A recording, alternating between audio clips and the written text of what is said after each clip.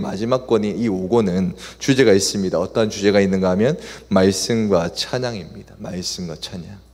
근데 말씀과 찬양이 시편 제5권의 주제인데 107편부터 시작되는 이 찬양과 말씀을 보게 된다면 굉장히 암울합니다. 굉장히 어둡고요. 그리고 다윗이 그늘진 마음 가운데 썼던 시가 시편 제5권의 시입니다. 그래서 시편 5권의 시는 짧지만 그 분량을 누가 다 담당을 했는가 하면 바로 다윗이라는 사람이 다 담당을 해가지고 시편을 적게 됩니다. 그래서 다 시편 5권 자체는 다윗의 시인데 이 시편 5권에 있는 시를 바라볼 때 어떤 마음이 드는가? 아, 다윗이 그런 상황이 그렇게 좋은 환경이 아니었구나, 잘 풀리는 환경이 아니었구나, 일이 잘 되는 환경이 아니었구나, 도리어서 그 환경이 어둡고 그늘지고 잘 풀리지 않는 환경이었음을 우리는 짐작을 할 수가 있습니다. 그래서 우리는 의아할 수가 있는 것이죠. 왜 이렇게 그늘진 시인데, 그렇게 어려운 시인데 왜 다윗은 감사와 말씀이라는 주제를 우리 가운데 주고 있는가? 딱 한 가지죠.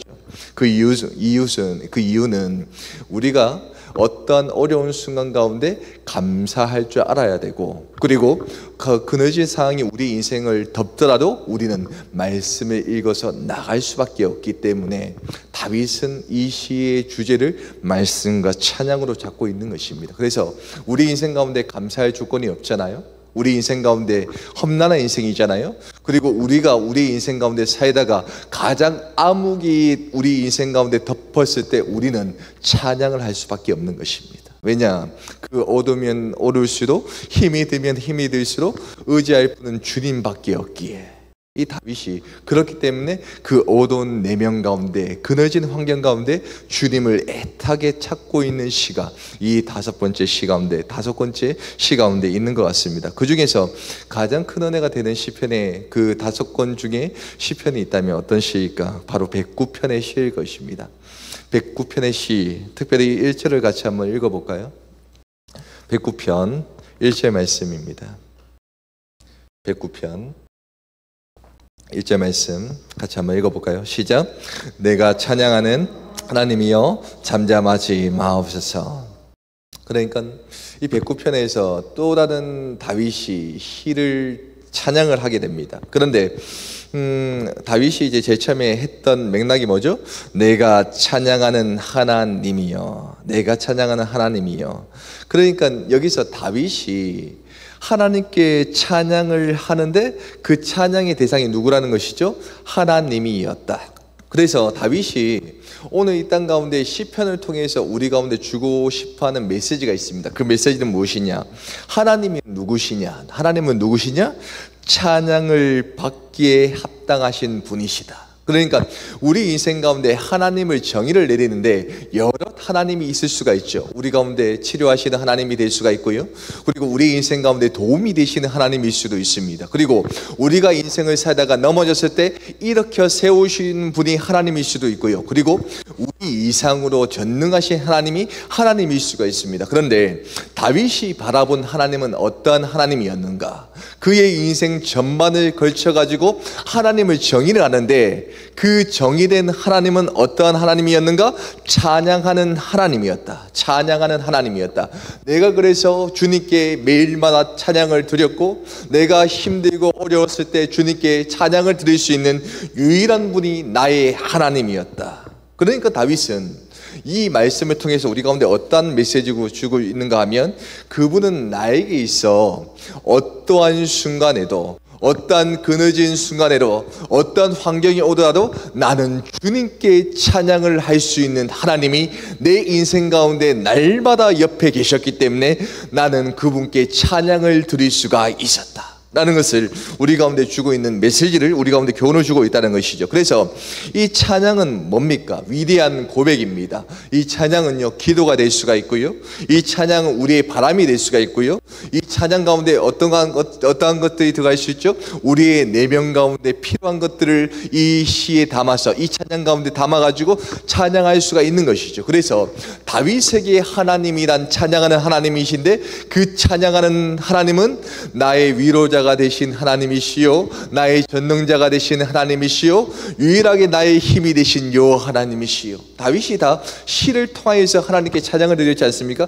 그런데 그 시와 찬양을 보게 된다면 위로자, 힘, 전능자 모든 하나님이 나의 하나님이었다. 그분은 내 찬양을 들으시고 나의 찬양을 함께 하시는 그 하나님이 우리의 하나님이셨다라는 것을 다윗은 지금 우리 가운데 이제 말씀을 주고 있는 것입니다. 그래서 여기서 이 찬양을 한다는 것은 뭐겠습니까? 바로 우리의 소망을 담는다입니다. 우리의 소망을 담는다. 그래서 우리가 힘든 일이 있으면 흥얼거리잖아요. 근데 왜 흥얼거립니까? 힘이 들기 때문에 그것을 위로를 받기 위해서 아무 생각이 들지 않았지만 그 무의식적으로 찬양이 나온 까닭이 바로 위로를 받기 위해서 우리가 찬양을 하지 않습니까? 그래서 이 찬양의 능력은 힘이 있는 것입니다. 이 찬양의 능력은 하나님께서 위로하시는 그 특별한 능력이 있는 것이 찬양이죠. 다윗은 그 하나님의 찬양의 대상자로 보고 있다는 사실입니다. 그런데 이 찬양까지는 참 좋았죠. 찬양의 대상자 우리 하나님이시다. 어떠한 순간에도 나의 찬양을 들으시니까 얼마나 좋은 하나님이시냐라고 이제 생각을 할 수가 있는데, 다윗이 1절 후반부에 한 말이 의미심장한 말입니다. 어떤 말을 하고 있습니까? 내가 찬양하는 하나님이여 잠잠하지 마옵소서. 잠잠하지 마옵소서. 그러니까 지금 다윗은 109편의 시를 통해서 찬양을 또 한 번 하고 있습니다. 시를 통해서 하나님께 나아가면서 하나님, 나의 찬양의 주처자이신 하나님, 내가 오늘 또 이 시간 가운데 찬양받기에 합당하신 주님께 찬양을 합니다. 이 시를 통해서 찬양을 합니다. 그런데 문제는 뭐예요? 잠잠하지 마옵소서. 잠잠하지 마옵소서라고 이야기를 하는 것입니다. 그래서 다윗이 지금 어떠한 순간이냐, 찬양을 하고 있지만, 찬양받기에 합당하신 우리 주님께 찬양을 하고 있지만, 그 하나님께서 어떠한 메시지를 우리 가운데 주고 있는 것 같습니까? 다윗 가운데 주고 있는 것 같습니까? 아무런 응답도 주시지 않는 하나님, 그런 모습을 지금 다윗 가운데 보여주고 있다는 사실이죠. 그래서 그 다윗은 애탄 심령으로, 어려운 심령으로 찬양을 하지만 다윗의 속내와 소망을 담아서 지금 잠잠하지 마옵소서라고 지금 그 심령을 담아서 다 하나님께 지금 애타게 찬양을 부르고 있는 장면이 바로 1절의 장면이라는 것이죠. 그러면서 왜 그렇게 그런 환경 가운데 찬양을 하고 왜 잠잠하지 않을까? 왜 하나님께서 응답하지 않을까? 그런 환경이 있을 거 아닙니까? 그런데 그런 환경에 대해서 2절 가운데 다윗은 그의 시의 찬양으로 우리 가운데 주고 있는 메시지가 있습니다. 2절 같이 한번 읽어볼까요? 시작. 그들이 악한 입과 거짓된 입을 열어 나를 치며 속이는 혀로 내게 말하며 라고 이야기하고 있습니다. 다윗은 지금 환경 가운데 찬양을 하고 있는 이유에 대해서 이야기를 하고 있습니다.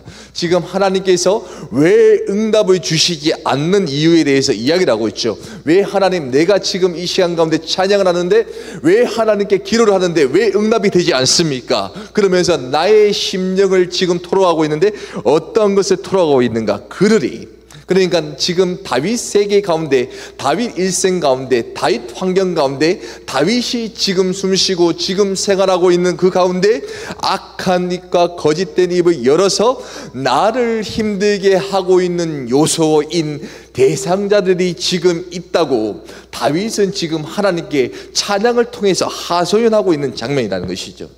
다윗이 가장 기뻤을 때와 가장 슬펐을 때가 언제인 줄 아십니까? 아마도 그의 인생 가운데 가장 기뻤던 일은, 그 인생 가운데 왕이 되었던 일이 참 기뻤겠죠. 그런데 그의 인생 가운데 가장 기뻤던 일은 만군의 여호와께서 자신 가운데 능력을 다하셔서 그 눈앞에 있는 큰 골리앗을 물리쳤을 때가 인생이 가장 복된 인생이 아니었을까라는 생각이 듭니다. 왜냐하면 다윗이 그 골리앗을 물리치고 난 뒤에 가장 행복했던 그 인생 가운데 물리쳤지 않습니까? 그런데 그 인생 뒤편에 무엇이 있었는가? 도리어서 악한 입과 거짓된 입으로 소문이 퍼지지 않습니까? 사울은 천천히요, 다윗은 만만히 난 소문이 퍼지게 됩니다. 그의 인생이 어떻게 되었죠? 그의 인생이 불우한 인생이 되었습니다.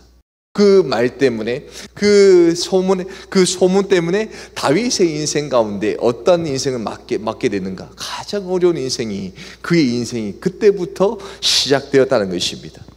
그래서 다윗은 이야기를 하고 있죠. 왜 이 시점까지 왜 고통을 우리 가운데 주었고, 왜 지금 이 환경이 왜 나에게 지금 다가왔는가? 바로 악한 입 때문에 그렇다는 것입니다. 거짓된 입 때문에 지금도 나를 힘들게 하는 요소들이 너무나 많다는 것이죠. 여기서 악한 입이 나오고 있죠. 악한 입의 뜻은 무엇이냐?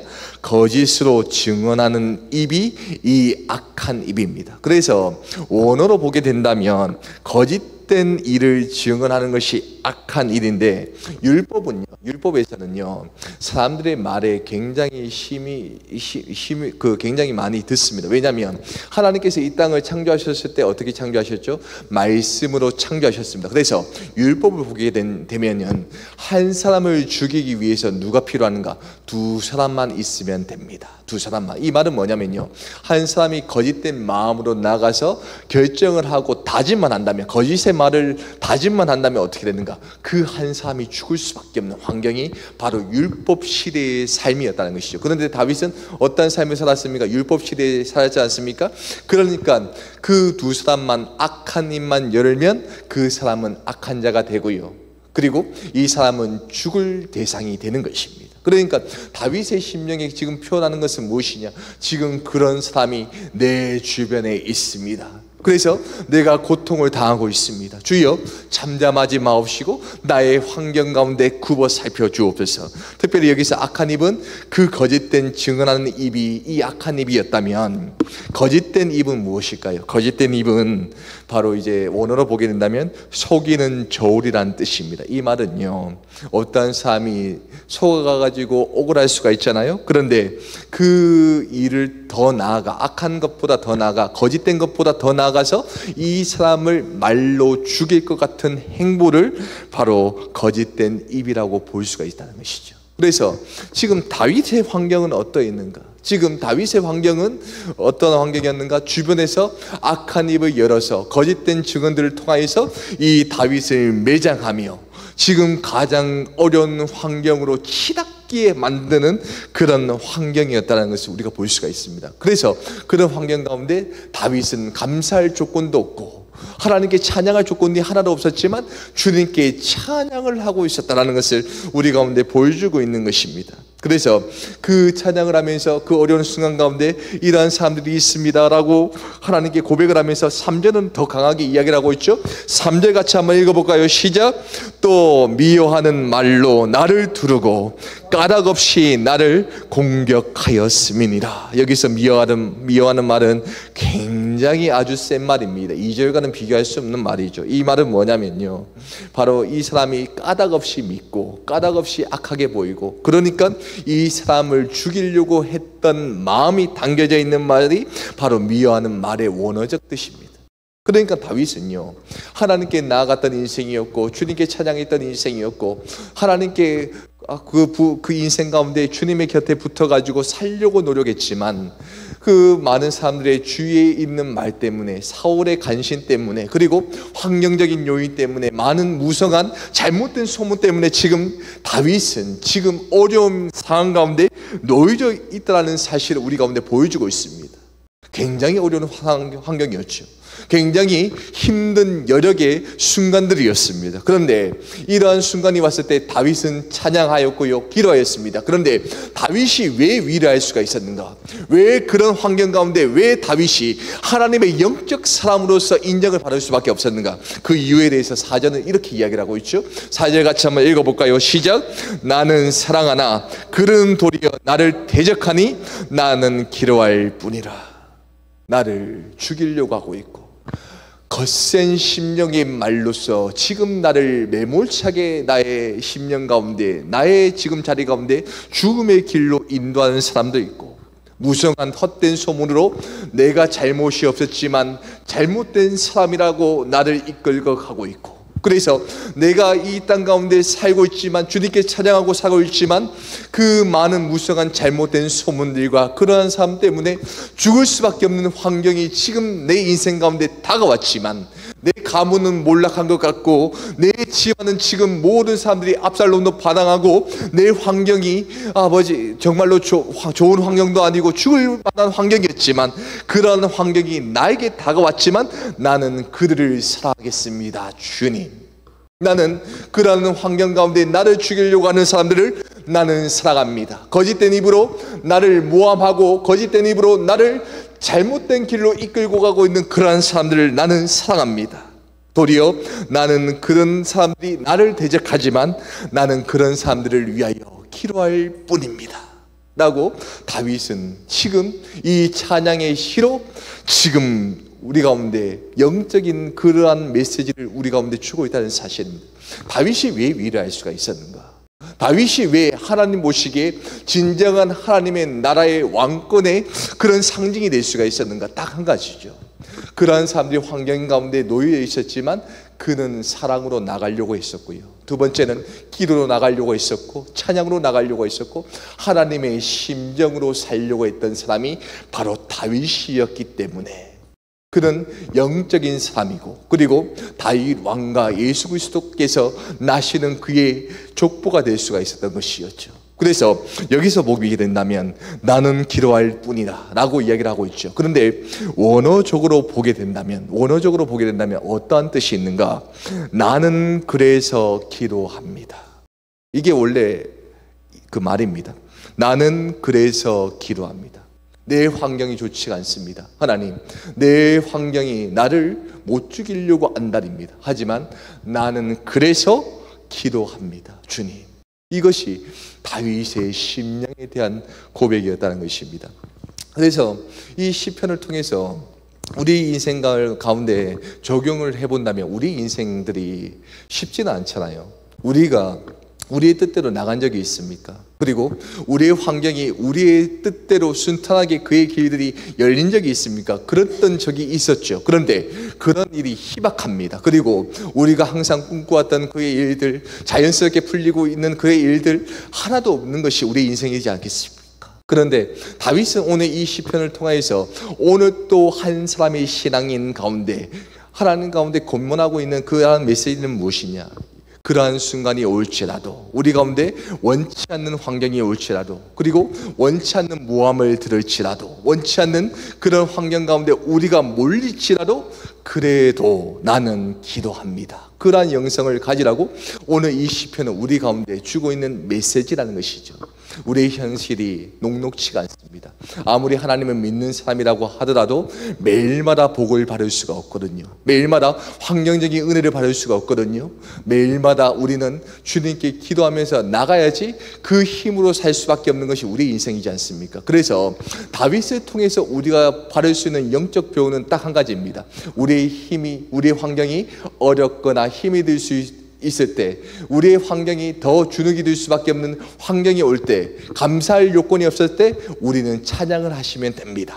주의 말씀을 읽으시면 됩니다. 그래서 더욱더 기도하시면 됩니다. 그러면 우리가 더욱더 주눅이 드냐, 더 실패의 자리로 가냐, 그것이 아니라는 것이죠. 하나님께서 그 기도를 응답하시고 그 환경을 굴보 살펴주시고 우리와 함께 하시니 그곳 가운데 하나님의 은혜를 누릴 수가 있기 때문에 우리는 힘이 날 수밖에 없다. 하나님께서 지키시니, 우리가 주께서 우리를 만지시니 우리가 나갈 수밖에 없다. 다윗을 바라보면서 우리는 그런 영적 교훈을 얻어야 된다는 것입니다. 그래서 다윗이 이 마지막 편 다시편에서 있었던 그 찬양에 대한 시와 찬양은 좋을 때 하는 시가 아니었습니다. 기분이 좋고요, 환경이 좋을 때 하는 그러한 찬양의 시가 아니었습니다. 도리어 가장 힘들고 어려웠을 때, 그늘진 그의 시대 때 하나님께 찬양을 했던 시, 그랬던 것처럼 오늘 이 시간 가운데 우리가 가장 그늘된 시간이 될수록, 어려운 환경이 우리 인생 가운데 다가올수록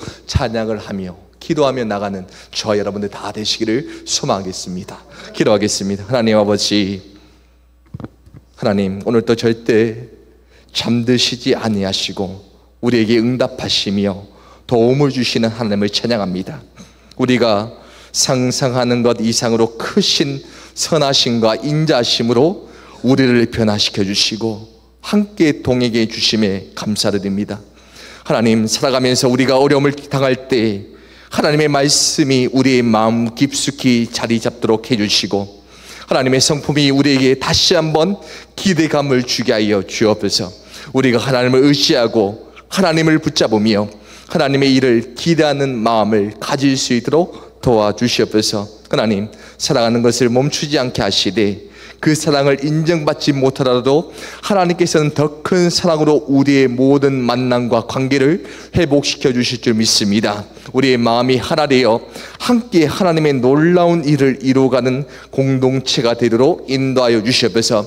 오늘 이 시간 답답한 마음을 가지고 주 앞에 나온 우리 가운데 하나님 우리의 마음을 만져주시고 우리 가운데 위로와 힘을 주시고 우리의 기도 가운데 신음에 하나님 응답하여 주옵소서. 감사합니다. 살아계시 역사하시는 예수 그리스도의 이름으로 간절히 기도함나이다. 아멘. 주기도문서 예배를 마치겠습니다. 하늘에 계신 우리 아버지여,